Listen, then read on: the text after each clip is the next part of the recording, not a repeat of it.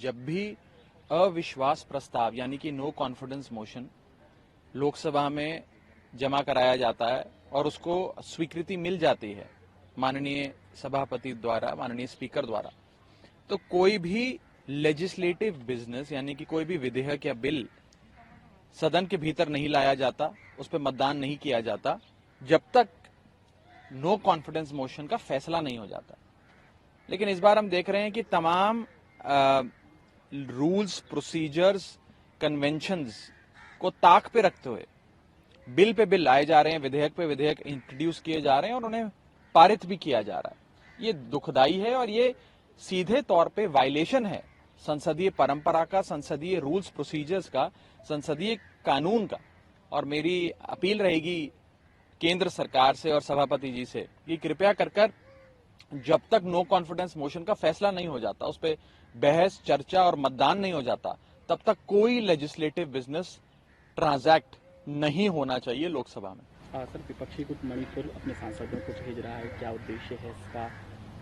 देखिए, India block के साथी राजनीतिक दल अपने प्रतिनिधियों का एक समूह बनाकर पूरा इंडिया ब्लॉक का एक डेलीगेशन मणिपुर जाएगा और उद्देश्य बस इतना ही है कि मणिपुर में जाकर वहां की वस्तुस्थिति क्या है उसे देखें, समझें, मणिपुर के लोगों के साथ कंधे से कंधा मिलाकर खड़े हों, उनके आंसू पोंछने का प्रयास करें, उन्हें सांत्वना दें और वापस आकर संसद के भीतर सरकार को इन सारी चीजों से अवगत कराएं कि वास्तव में मणिपुर में हो क्या रहा है, मणिपुर क्यों जल रहा है, क्या वहां पे स्थिति है।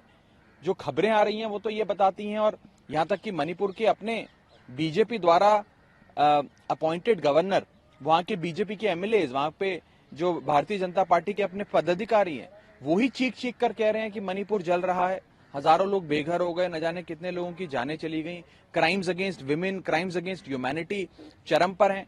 तो ये सारी चीजें बहुत मन को विचलित करती हैं, इसीलिए एक डेलीगेशन, एक वफद इंडिया ब्लॉक की ओर से मणिपुर भेजा जा रहा है। सर, मणिपुर वीडियो की जांच सीबीआई अपने हाथ में लेगी, किस तरीके से देख रहे हैं?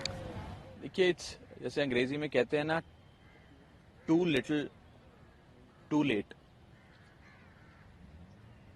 सीबीआई को जांच देना, सौंपना 80-85 दिन घटना को हो गए उसके बाद एक विषय है, लेकिन पिछले 80-85 दिन से जब से मणिपुर जल रहा है, वहां सरकार क्यों अभी तक बर्खास्त नहीं की गई? भारत के अनुच्छेद 355, 356 का पालन क्यों नहीं किया गया? और दो महत्वपूर्ण सवाल मेरे जहन में आते हैं। मणिपुर एक छोटा राज्य है जिसमें मात्र 2 लोकसभा सीटें हैं। अगर मणिपुर 2 लोकसभा सीटों वाला राज्य नहीं होता, लेकिन उत्तर प्रदेश जैसा 80 लोकसभा सीटों वाला बड़ा राज्य होता, या बिहार जैसा 40 सीटों वाला बड़ा राज्य होता, तो क्या अभी तक मणिपुर की सुध लेने के लिए केंद्र सरकार का कोई मंत्री या प्रधानमंत्री जी खुद नहीं गए होते? पहला सवाल, जरूर गए होते। और दूसरा बड़ा सवाल कि अगर मणिपुर में कोई गैर भाजपा राजनीतिक दल की सरकार होती, नॉन बीजेपी पॉलिटिकल पार्टी की गवर्नमेंट होती, तो क्या अभी तक मणिपुर में राष्ट्रपति शासन लागू नहीं किया गया होता? मेरा दूसरा सवाल, इसका जवाब भी हां है।